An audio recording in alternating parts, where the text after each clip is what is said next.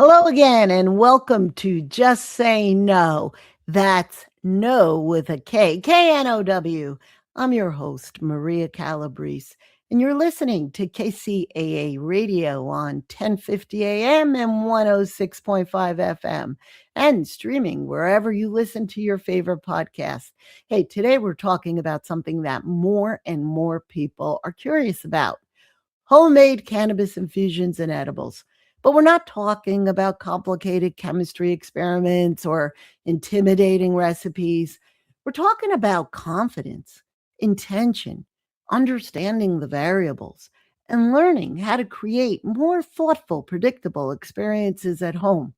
Because let's be honest, for a lot of people, myself included, homemade edibles can feel pretty intimidating. Maybe you've heard the stories.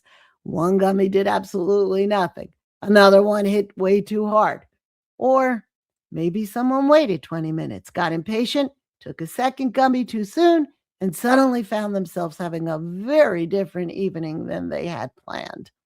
And let's face it, those inconsistent experiences have kept a lot of us away from edibles entirely.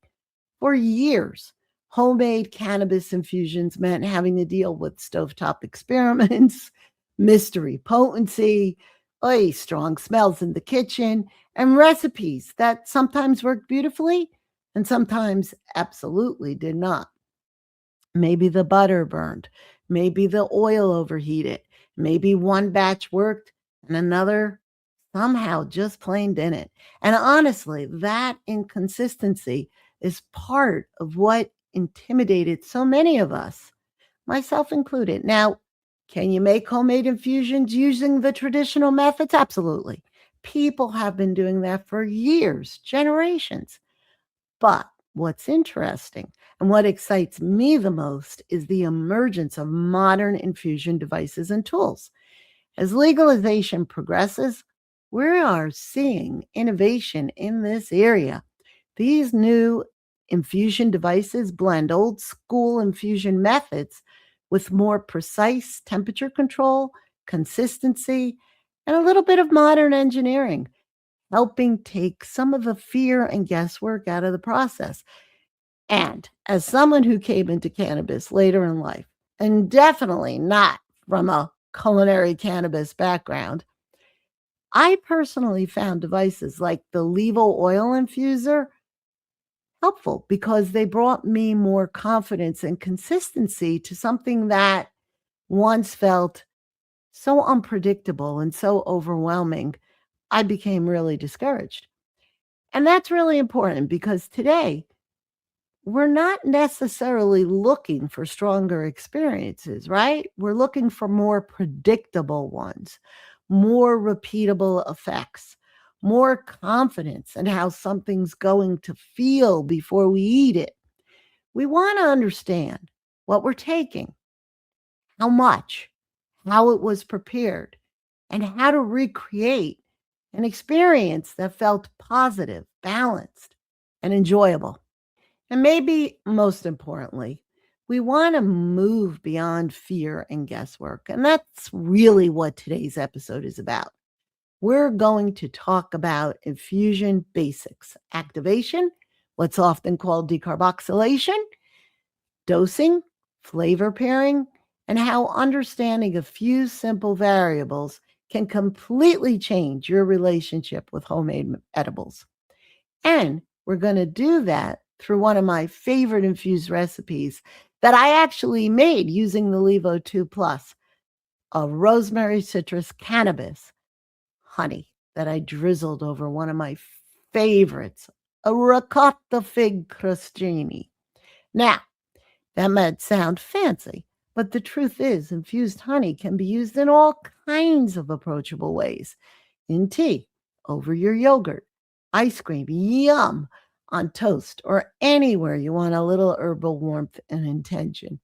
And I love this conversation because it brings together so many of the things that I care about, we care about: food, herbs, wellness, tradition, community, and yes, this fascinating, often misunderstood plant. Now, if you've listened to this show before, I didn't exactly grow up in cannabis culture. No, I grew up a child of dare. I went to law school. I was probably the last person on earth anyone ever expected to end up hosting a cannabis education radio show, let alone talking about my infused honey and Christini on the air. But what changed for me was education. The more I learned, the more I realized this conversation was never just about getting high. It was about understanding plant compounds, intentional use, wellness, culture, stigma, and responsible access to information that frankly should have been available a long, long time ago. Because when it comes to homemade edibles, consistency isn't luck. But remember, it's the main course. It's understanding. It's understanding your ingredients, your potency, your activation, your dosing, and your intention. What is the purpose of taking your edible? So today, we're diving into a conversation about flower infusion, homemade edibles, and understanding how a few simple variables can help you create more intentional, predictable, and consistent experiences in your own kitchen. And trust me, if I can learn this, anyone can. So settle in, relax, and let's get started. This is Just Say No. By 2020, Bank of America and Merrill Lynch estimate that will grow to $35 billion. And many experts believe it could eventually reach $200 billion each and every year.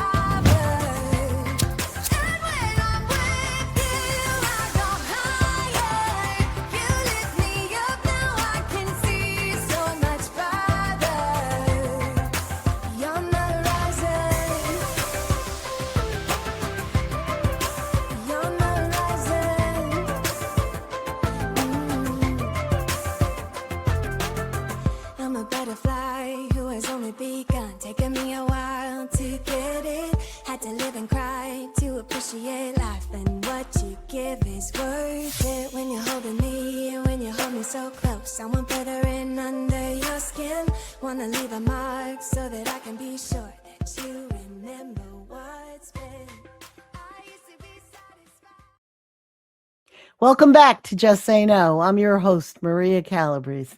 And if you're just joining, perfect, welcome, because I'm about to share my own journey into homemade cannabis infusions, which didn't begin with expertise, began with curiosity, a few, maybe a lot, of kitchen mishaps, and honestly, a desire to better understand how to create more intentional and predictable experiences at home. Because, like a lot of you, I found the world of cannabis cooking a little intimidating at first. I mean, walking into a dispensary and just trying to choose flower, understanding potency. How much cannabis do I use in the recipe? Trying to figure out why one edible experience felt completely different from the next. That's where most of us drop off. I did, but I came back. And that's part of why I appreciate modern infusion tools and devices. Honestly, which brought me back, gave me the confidence, not because they replace traditional methods people have been infusing oils, butter, and honey for generations with, but because they can help simplify the process and bring a little more consistency and confidence into the kitchen. So today I'm using the Levo as a practical example while we explore some of these concepts through one of my favorite recipes, a rosemary citrus infused honey. And it pairs beautifully with another one of my favorite recipes, ricotta fig crostini. But it also works wonderfully in tea, over yogurt, or anywhere you want a little herbal warmth and intention. So let's jump in. So, as an Italian inspired cook who knew nothing about cannabis, grew up a child of dare, I've always, though, been drawn to traditional herbs. right? And their flavors. Eventually, though, my curiosity led me to another kind of flower. We all know what I'm talking about. All right. So, but I didn't even know where to begin. And let's face it, if you've ever tried to make edibles or infuse cannabis at home and ended up with a sticky mess, right? We all know that scorched oil, wasted herbs, unpredictable potency. You ever have like be left wondering, why does this batch of brownies, it didn't even hit me and the other one hit me so hard, hit you differently? Or a kitchen, my kitchen, the first time I did it, hey, it smelled like a grow room. And but let me tell you, if that's ever happened to you, you're not alone. My first stovetop olive oil infusion, it smelled really more like burnt toast than something I'd ever want to eat, let alone serve to my guests, right? But not anymore. Mm-mm. Levo takes the mystery and the smell out of the infusion. Now, I got to tell you, it brings consistency, precision, and calm to the process. There's no mess, there's no guesswork, and no chemistry degree required. It has three super simple cycles: dry, activate, and infuse. This frees you up to focus on creating, not science. And through the Levo process, we're going to demystify decarboxylation. It's not just a tongue twister. See, it's not just a tongue twister, guys. It's important. So we're going to demystify decarboxylation, infusion, and dosing. Decarboxylation and dosing, super important. Once you have that down, you're good to go. We're going to learn how to combine herbs like rosemary with and our very special flower with healthy carrier oils for increased absorption and flavor.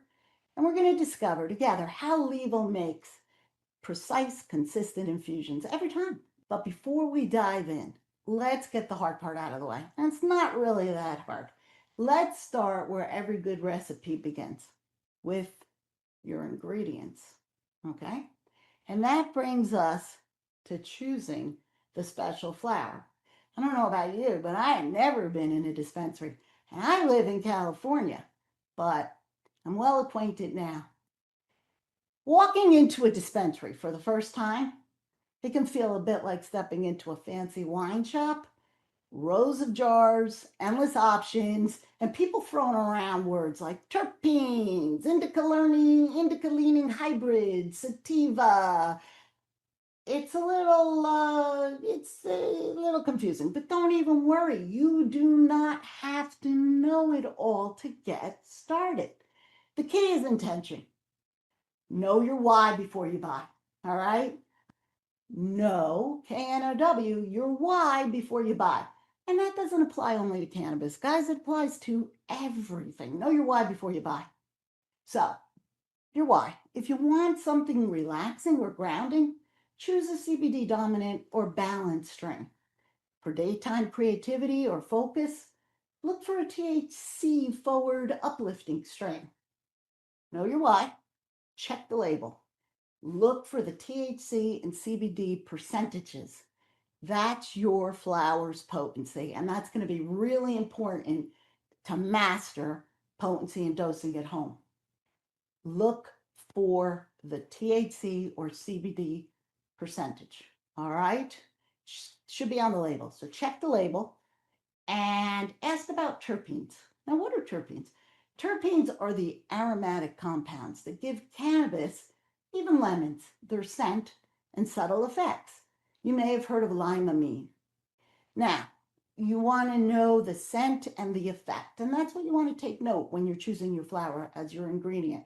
So limonene, for instance, it has a bright and citrusy fragrance. It's great for effects like focus and mood. Myrcene, earthy and relaxing scent. I find it perfect for winding down. And these terpenes are not only in cannabis. They're in plants, fruits, and vegetables. So all our herbs. Pinene, it's got an herbal, fresh scent. I like to think about it in terms of effects, like taking a walk in the woods. So, exploring strains that complement our herbs, this is where the magic happens. And this is where we're going to focus. We're going to learn, though, potency and dosing, but this is where the magic and fun happens. And today's rosemary, it just pairs so beautifully with strains that are piney or citrus forward. Now, fresh is always best. Choose flower that's aromatic, slightly springy to the touch, not too dry, not too damp. And for heaven's sakes, go slow, start low. If this is your first infusion, I want you to treat it like your test kitchen batch. Use a smaller amount or a lower potency strain. You can always make it stronger, but never weaker. All right, if I put too much garlic, maybe my husband sleeps in the guest room. If I put too much cannabis, hey, it's not gonna be so simple. All right, so what we need to know is how much flour to use in our recipe. And no lie, I've got to share this with you. Every time I search that query, right? Child of Dare, the stigma. I'm in the cannabis industry. I have been, and I've got to learn to say marijuana and just embrace it. Cannabis, marijuana. You know what? Because we need to destigmatize it. But I say flower, or I say medicine flower. So every time I search a query, how much flour to use in my recipe, autocorrect changes it from FLOWER to FLOUR. A2 autocorrect. All right. Well, the easiest way to calculate how much cannabis to use in your recipe, start with your target dose per serving. How strong do you want your edible or infusion to be? Now, if you don't know, that's fine. Why would you? Let me tell you. For most people, and it's been my experience, especially if you're new or returning to cannabis, it's about 2 to 5 milligrams of THC per serving. The strength of your infusion, it depends on three things. So you want to remember, it depends on how much flour you use, the THC percentage on the label, and the total amount of oil, honey, or butter in the base batch you're going to make. For today's example, I'm using flour labeled at 18% THC. Now, a simple way to estimate, and I say estimate, potency is this: 1 gram of flour at 18% THC contains roughly 180 milligrams of potential THC. It's basically the percentage of THC or CBD in your flour multiplied by 10. So I have 18% THC flour here multiplied by 10. 1 gram is roughly 180 milligrams of potential THC. It all comes down to whether the labeling is accurate, and other variables we don't have control of. But based on lab results, what we know is it's labeled at 18%. So take that percentage, multiply it by 10, you've got your milligrams. So most flour I find in dispensaries that I choose has 18 to 25% THC or CBD. There's much stronger flours, but that's what I go with. So, all right. 1 gram, 18% is roughly 180 milligrams.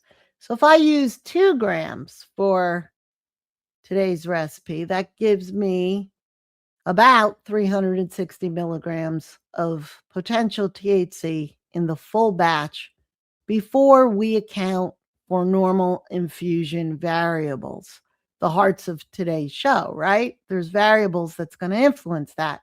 And that's why sometimes one batch feels stronger or less than the other. So 2 grams at 18% is going to give me 360 milligrams of potential THC in the full batch of honey that I'm going to be making today before we account for normal variables. So I'm infusing the 360 milligrams of potential THC into 1 cup of honey. And 1 cup contains about 48 teaspoons.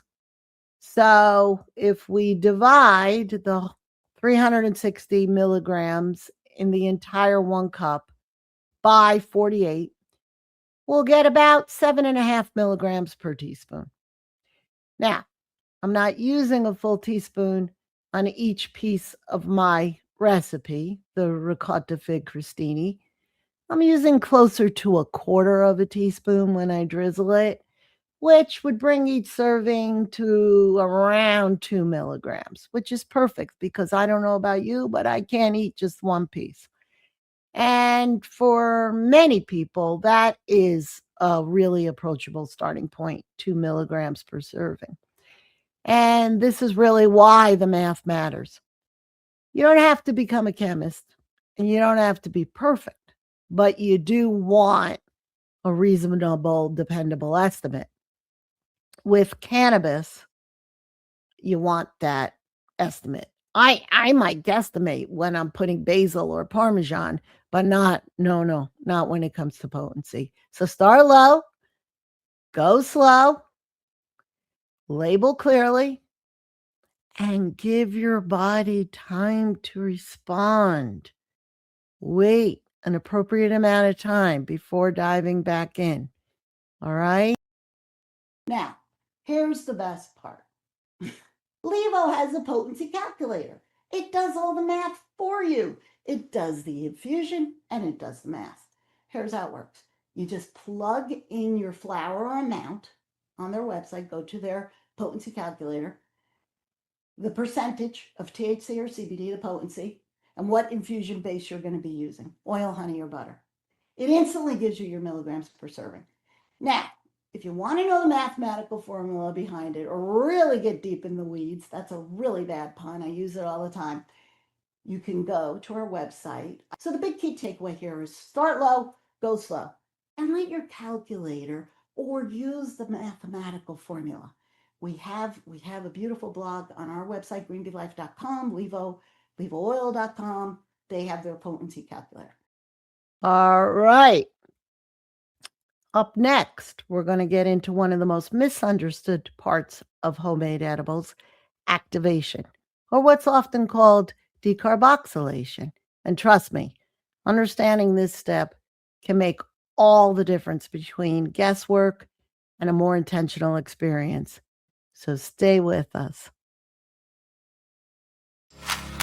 Did you know THC and CBD are just 2 of more than 100 cannabinoids? At Green Bee Life, you can watch GBL TV with an evolving slate of original programming. I'm going up. From a diverse group of on-air personalities. I want my GBL TV. Where we cover everything from pets to wellness, compliance, social equity, culinary arts, sustainability, and much, much more. You can learn from articles on our journal. And you can shop on Know & Go for carefully curated, high-quality products for a conscious lifestyle. Watch, learn, shop. Green Bee Life, changing the way the world sees green. Use a calculator or the math. No guesswork here, guys. When I'm working with Parmesan cheese or basil, sometimes I do a little guesstimating. Not with this. This is the only thing you got to watch. Otherwise, you're free. Color outside of the lines. That's the fun part. You get to create. So the best part is bringing it to life. So the Levo makes this really simple with 3 simple automated cycles: dry, activate, and infuse. Now, why would you want to dry your herb? Well, you don't want to put any herb or flower in that's wet or moist. And if you dry it, like for instance, we're going to use orange zest. And this afternoon, I air dried it. It's a little tricky drying your herbs in the oven. Some ovens run cold, some run warm. You have to use a thermometer. You have to constantly monitor. I like to air dry outside. I use fresh cut herbs. You could get them fresh from the store. I did air dry. I live in LA. It was 85 degrees today, believe it or not. And I air dried it. It gives it a beautiful color, and I wish I could smell it. It maintains the fragrance, because if you dry it too much, you lose that. And that's why I don't like to buy a packaged drying store. That you do not want to put that in there, because the moisture is going to make your final batch cloudy. It's going to affect absorption, all kinds of things. But when I air dried it, I wanted to test the Levo. So I put it in the Levo. I ran the dry cycle. They recommend running it for 15 to 30 minutes. Because I had already started it, I ran it for 15 minutes at 115 degrees. It's just golden. It's beautiful. I'm going to infuse our honey with that one, but I'm also going to drizzle it as a garnish on the final recipe. So the dry cycle is optional. A little bit about the rosemary quickly. I like to fresh, and you can also use like a teaspoon and a half store-bought dried, but I really like to go with fresh and dry it. This is how I like to dry it. I like to, for this recipe and in honey, I like to slightly under dry rosemary. When you're infusing with rosemary, I like to slightly under dry it, have it be dry to touch, but still flexible. This retains, you've retained the herbs, aromatic essential oils, which is what we want. That's what we want to infuse our liquid gold with. That's what I call my honey, liquid gold. So, and it just pairs so beautifully with the citrus, with the honey. My first infusion with the Levo, I made a beautiful rosemary garlic olive oil. Let me tell you, knocked my socks off. Like when you're working with cannabis flower and you want to master potency dosing at home, you don't want to turn your kitchen into a lab. You want to know it's safe. You want to know friends come over, they're not going to say, I don't know, it didn't even hit me. I don't know, I tried an edible, it did nothing. Or it goes in the other direction. You just want to have that nice, balanced, know the why before you buy. What is your why? What is the scent you want, and what is the effect you want? You want to get that effect, but you don't want it to be weak or too strong. So what you have to do is activate your flower. That's the decarboxylation. And activation unlocks flower's potential for the effects and the fragrance when it comes to cannabis flower. So whether THC or CBD, cannabinoids start in their, and by the way, just quickly, CBD and THC are only two of over 150 cannabinoids. They're the major ones, and then there's wonderful minor cannabinoids, CBG, CBN, CBA. But in any event, whether you're infusing with THC or CBD, the major cannabinoids, all of them start in their raw, inactive forms. So actually, for all those people who are like, oh, marijuana, da da da da da. Well, THC is the one that can have that euphoric high effect. It's the only compound that does that. And it starts out as THCA when the flower is in its raw form. And there are other applications and benefits to having it in the raw form, not what we're talking about today. Today we're talking about edibles. So in an edible, you want to convert the THCA or the CBDA from their inactive form to their active form. And the way to do that is heat.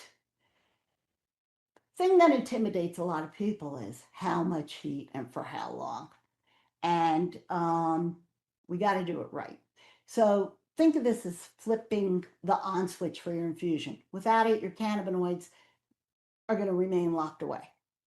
So what we're going to do is, instead of trying to do it in the oven, instead of, oh, my oven sometimes runs hot, it sometimes runs cool, I got to stand over it, I got to have the thermometer, I don't know, this batch, we've all wasted a great, well, at least I have a great deal of flour trying to figure this out in the oven. Believe me, I tried the crock pot, I tried the stove, the smell, the mess. So what we do with the Levo, it's just so simple. I fought it for a while because I didn't believe it could be this simple. So what you want to do is you don't need a grinder. You want to just shred the flour a little bit. Like I like to say, think granola size, not powder. You want it to look like chamomile, fresh chamomile tea size, and you want to just lightly break it up. Just, not a powder, not too fine. And then you'll take it, use your hands, you put it in the pot, and it'll activate, I believe, yeah, for 30 minutes at 240 degrees. Set it and forget it. And believe me, this is like when the Vitamix came out, or the first automatic coffee maker. After we activate, then we're going to infuse. And what we're going to do is we're going to add our rosemary to the pod. We're going to add our honey and citrus zest to the reservoir, and we're going to let it infuse real nice. So the pod holds up about a half a cup of dry leaves, or a quarter of an ounce of flour, cannabis, marijuana. So you can use 2 power pots, and you just let the machine do the work. There's no odor, there's no ovens, there's no stovetops, there's no guesswork. Once that's complete, we move to the final stage and the most fragrant step, the infusion. And also, while it's activating, I'm going to move on. Once you understand some of the basics, homemade infusion starts to feel a little less intimidating and a lot more creative. On to the ricotta and fig crostini. And this is really fun. So it's elegant, it's simple, it's perfect to use with canned honey. Or anytime you just want to, elevate the dish.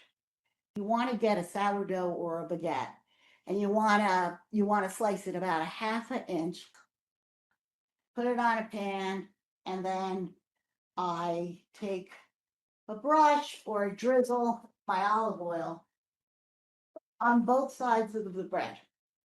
I sprinkle a little bit of Parmesan, and then I let it get toasted, turn it over, repeat. If you're microdosing and going low, that's a whole other episode. Mixing alcohol, I don't recommend it, but if I have a 1.5 milligram glass of Prosecco, oh, the party's starting. So, if you warm up the ricotta cheese, I can tell you this, the warmth of the ricotta, cannabinoids, why you want a carrier oil is they bind to fats. And ricotta, oh my goodness, if you warm it up, it helps release the rosemary citrus aroma instantly. And your kitchen, it just smells like a celebration. It just smells like, it could be in the afternoon, you could be home alone having lunch. Someone walks in, whoa, you're having a party? It really smells celebratory. And then, I love the hint of the orange zest on it. The prosciutto gives it a real festive touch. It's sweet, it's savory, and it's herbal. So that's where we get into our flavor layering. And I think that's where the Italians have, my goodness, the flavor layering. You bite into this and you go from, boom, the citrus zest, and then you have the fig, the sweetness of the fig, the can of honey that's sweet and savory with the rosemary and the citrus and the cannabis flower, and then you hit the cheese. And you've got the ricotta, but the ricotta doesn't stop there because you got the sharp provolone grated into the ricotta, and then you catch a pine nut. I can't even explain it. It's the flavor layering. It's layering the flavors, and that's the fun part of this when you're making your bases. So you would take your decarboxylated, you take it out, your decarboxylated cannabis, and then you're going to add your rosemary.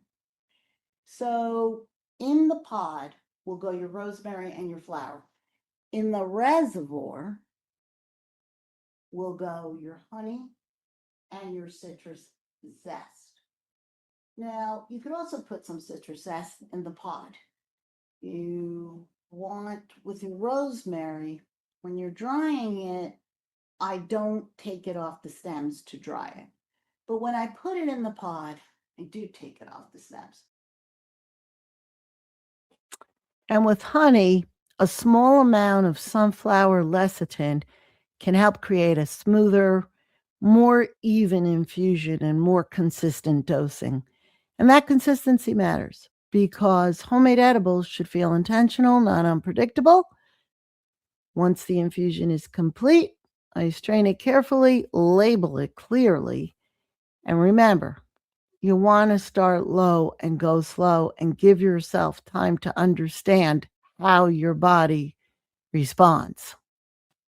And you'll have your Merry and Bright rosemary citrus honey.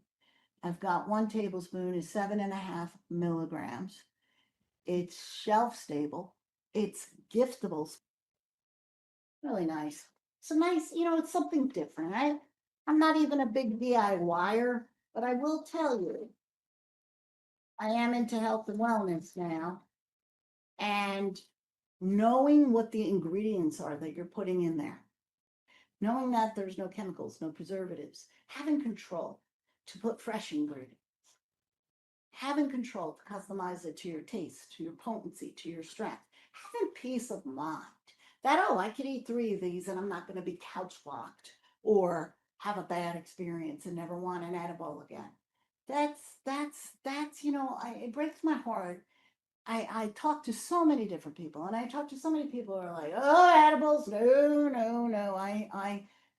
They either had one once and they had such a terrible experience, or they had one and had no effect, and that doesn't do anything for me. And I always ask, well, when was this? You'd be surprised. People of my generation, oh man, I used to make pot brownies in the 70s. I missed out on that. I was a child of dear. I was a good girl. I went to law school, so I don't know about that. But I know about it now. And it's different. And we're not using what was called dirt ditch and just throwing in as much as we could get for $20, decarboxylating it, not decarboxylating it. I'm sure some of you have some memories or stories, but it's I'm smelling the citrus. I'm smelling what you would normally smell. This is a beautiful flower I got. It has a real lemony, earthy scent. And don't even ask me the name or strain. That's another thing. Cannabis 101, we're talking about potency and dosing, mastering that for at home. We need a new naming convention. There's a wonderful, wonderful book and doctor scientist. He's got a website. If you look him up, Dr. Jeffrey Rayburn. He talks about we need a new naming convention. I mean, you can't go by, oh, Diesel this or Girl Scout cookie that. I don't even know what the names are. I go by the smell. When I talk to Dr. Jeffrey Rayburn, he always says, Maria, will a real OG Kush please stand up? You can't go in and say, it's like saying, oh, a Macintosh apple. I don't just go in and buy a Macintosh apple by the name. I look at it, I smell it, I feel it, I touch it. I mean, Fuji, they're not all the same, right? Especially with cannabis flower. There is an art and a science to it. Levo is making it for the homemaker. You don't have to be a chemist, but there is an art and science. And when it comes to strains, when it comes to growing, you can grow it at home. It grows like a tomato. If you live in a state where it's legal, you can get seeds, you could grow your own. I grow my own. However, when you're buying it, it all depends. And I don't want to overwhelm anybody, but was it grown indoor? Is it small batch sun grown outdoor? What were the soil conditions? Was it grown in Southern California, or depending on what state you live on, in Colorado? Was it a rainy season? I mean, we all know if we grow our own tomatoes, peppers, zucchini, you can't just call it a name and expect every time it's going to be the same.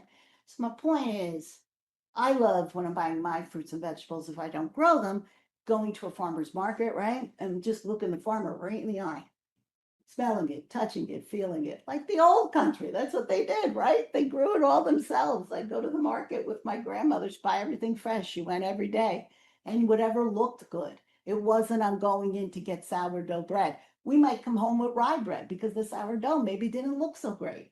So that's what I love about this. It frees you up to be creative, to be nimble, so as far as the strain goes, I don't know the strain name, but I know how it hit me when I went in the dispensary. And they don't all have samples to let you smell them, but I really do. So the effect and the scent, that's it.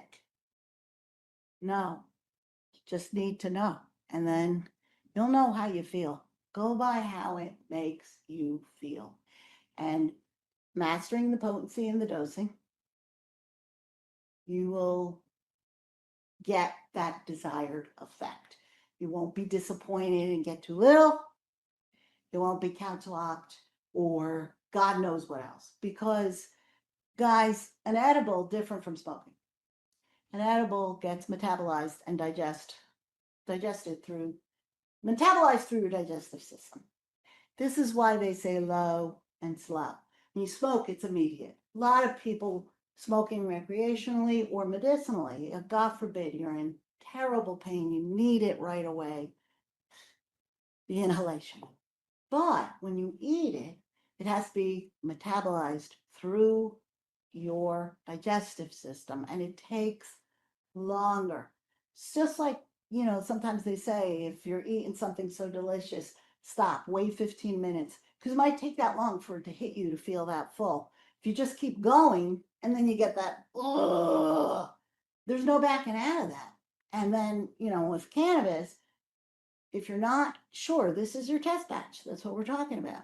And you're going to see how the flower you picked affects you. Because, if it hits too hard, wait 45 minutes, even wait an hour, wait and see, and then try a little more. Find your magic dose. It's there. But how do you find your magic dose if you're picking up a piece of crostini and someone gobbed a huge gob of tablespoon of honey that wasn't activated consistently and is super, super, super more strong than it was meant to be? You have control. Okay, these are 2.5 milligrams. I know I do well with 5. Tonight I'm going to be adventurous. I'm not going to drink. I'm not driving. I'm going to try 7.5. I'm going to try 10. Scale up slowly. Slowly. See how it feels. You're not backing out of it. Once it hits, it hits. But there are, and I've got to look more into the studies, but anecdotally, many people have reported to me that if they got a bad effect from a THC edible too much, or a strain where the percentage was a lot higher than they thought, taking CBD helps alleviate that. Topic 2 taboo. Coming up, we're going to talk more about why so many people had inconsistent edible experiences in the past and how understanding a few simple variables can change everything. So stay with us.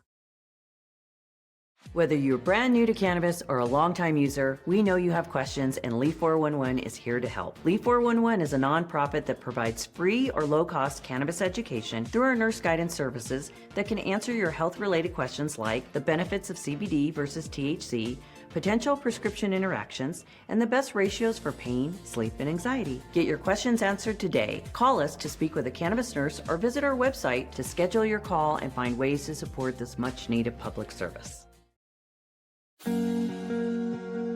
Some say age is a state of mind, until you get those nagging pains in places you didn't even know existed. 50 is the new 420. GreenBeeLife.com, your leading cannabis media brand. Changing the way the world sees green. a judgment-free zone. Let's figure it out together. Let's share notes. Enough with this information gap from the years of prohibition. You guys are such a loving community. I love the Levo community. I invite you all to join the Green Bee Life Hive.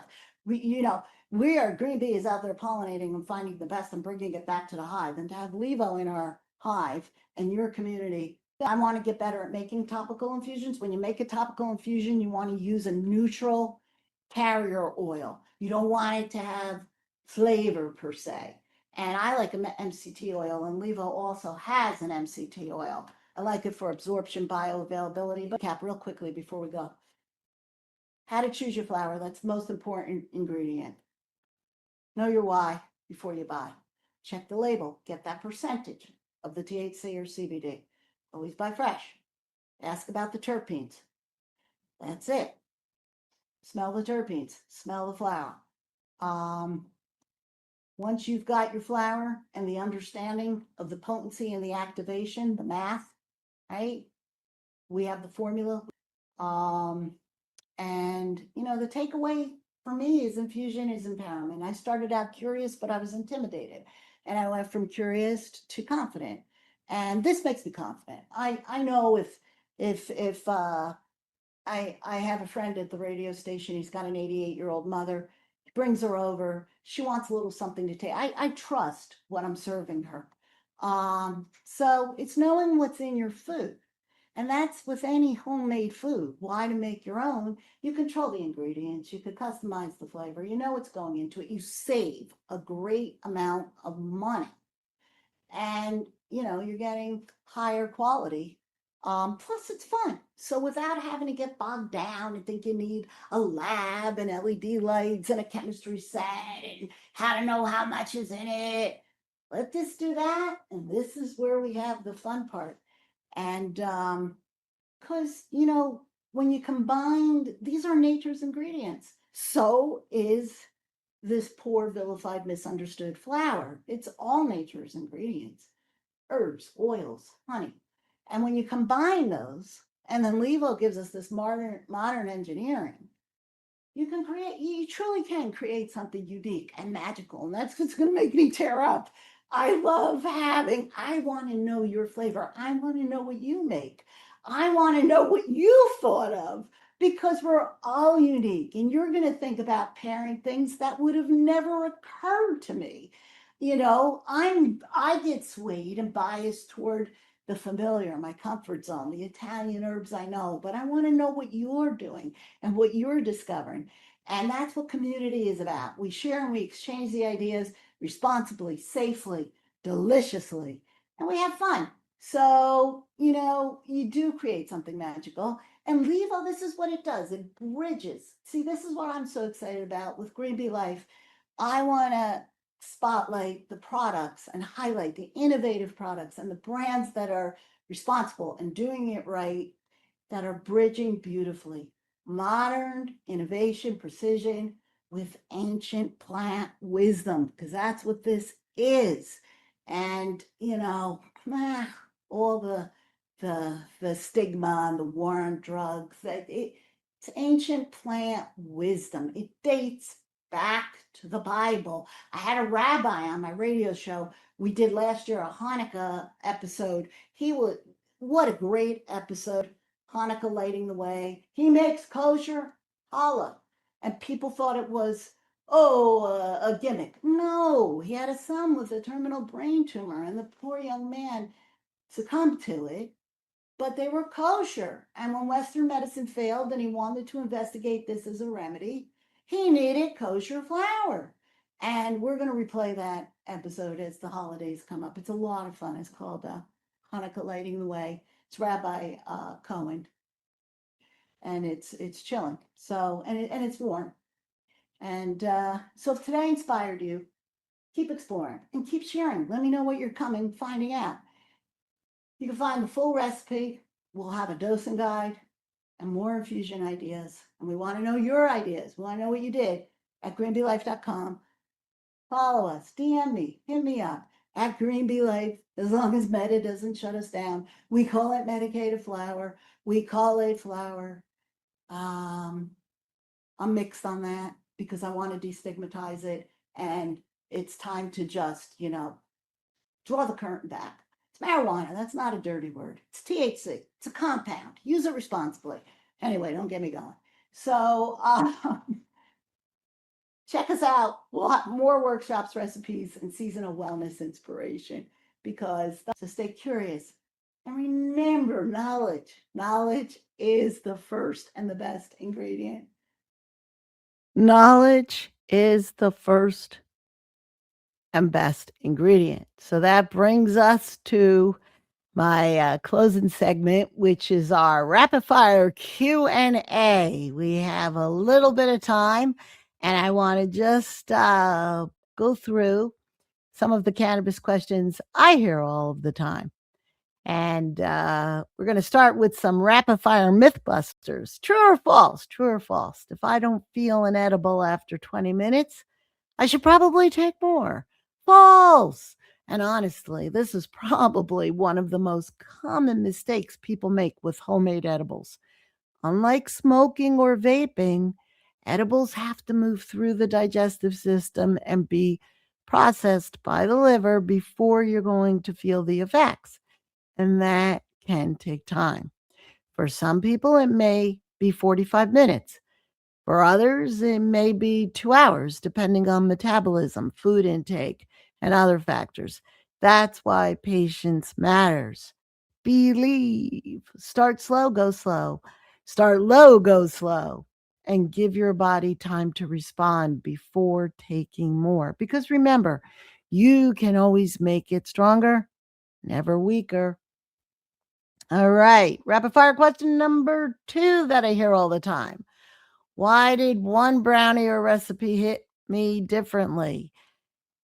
Well, completely different from another. Honestly, sometimes it came down to inconsistent mixing, uneven infusion, inaccurate dosing, or simply not understanding activation and potency. And for years, a lot of homemade edibles really were guesswork. That's part of why conversations like today matter, because understanding a few basic variables, things like temperature, infusion consistency, serving size, new devices that are out there, and patience can completely change the experience. People aren't necessarily looking for stronger experiences anymore. What we're looking for is more repeatable and predictable ones. Okay. All right. This is a fun true or false. True or false? The stronger the edible, the better the experience. Definitely false. At least for me. A good cannabis experience isn't necessarily about intensity, right? It's about intention, the purpose. Why are you taking it? To chill, to activate, for creativity, for pain relief, a million reasons. So for some people, their magic dose may be very small. For me, for instance, for chronic pain, I like to microdose throughout the day. The goal isn't always to feel more. Sometimes it's to feel balanced, relaxed, creative, social, or simply comfortable in our own skin. And honestly, learning that difference changes everything. So, another cannabis question I hear all the time, especially around this recipe, is can infused honey only be used in recipes? Absolutely not. One of the reasons I love infused honey is because it can be incredibly approachable and versatile. You can stir a small amount into tea, drizzle it over your yogurt, spread it lightly on toast, pair it with cheese boards, or use it in entertaining recipes like the ricotta ficrostini we talked about today. And again, intentionality matters. Sometimes cannabis cooking doesn't have to be complicated. Sometimes it's just about creating small, thoughtful experiences. So I want to thank everybody for joining me today, and Leva Oil, and enjoying the experience. That's really the heart of this conversation. Not perfection, not chasing the strongest experience possible, and definitely not fear or guesswork. It's understanding your ingredients to start with. What is the percentage of THC or CBD in the flower you're using? Understanding how the different oils, carriers for the base of your ingredient affect. You can use honey, you can use butter, you can use oil as your base. The carriers have an impact. I have a wonderful masterclass that I did with Levo oil. If anyone's interested, the information's on our website. So understanding your ingredients, your dosing, your activation, your intention, and learning how to create experiences that feel more thoughtful, predictable, and personal. Because for a long time, cannabis edibles carried a kind of mystery around them. People traded stories about the brownie that did nothing or the gummy that did, way too much. And honestly, a lot of those inconsistent experiences came down to the variables we simply just didn't understand yet. Today, we know a lot more. We understand that consistency isn't luck. It's temperature, timing, labeling, portioning, patience, and knowing your why before you buy. And maybe most importantly, it's remembering that everybody responds differently. Your ideal experience may not look like someone else's, and that's okay. That's the beautiful thing about the community. There's no peer pressure, it's individuality. Part of this journey is learning to find your own rhythm, your comfort level, your own magic dose. And that takes knowledge and information and a little experimentation. Safe experimentation. And that's why I always come back to the same reminder. Start low, go slow, and give yourself time to understand how your body responds. Because confidence comes from understanding, not from overdoing it. And honestly, that's true for a lot more than cannabis. I hope today's episode helped take some of the intimidation and mystery out of homemade infusions and edibles, and maybe even inspired you to get a little more curious and creative in your own kitchen. Whether that means infused honey in your tea, a thoughtful appetizer shared when you have friends come over, simply feeling more informed the next time you walk into a dispensary. And if there's one thing I hope you take away from today, it's this. You don't have to be an expert to start learning. Trust me, if I can learn this, you absolutely can too. Thanks so much for spending time with me today. You've been listening to Just Say No with Maria Calabrese on KCAA Radio. And remember, you can always make it stronger, never weaker. I'm Maria Calabrese. Be well, stay curious, and I'll see you next time. Just Say No is a Green Bee Life presentation airing live weekly on Friday afternoons from 4 to 5 p.m. Pacific on KCAA Radio and KCAA TV. Archived audio episodes are on Green Bee Life, greenbeelife.com, iHeartRadio, Spreaker, and most third-party major platforms. For archived videos, check them out on GBL TV, on Green Bee Life, YouTube, and Rumble. To follow us, our Instagram and Facebook is at Just Say No Radio. To apply to be a guest on the show or for sponsorship and advertising opportunities, go to greenbeelife.com/Just Say No, and feel free to reach out to me, Maria, for any questions. I'm at maria@greenbeelife.com, or call me at 818-758-6925.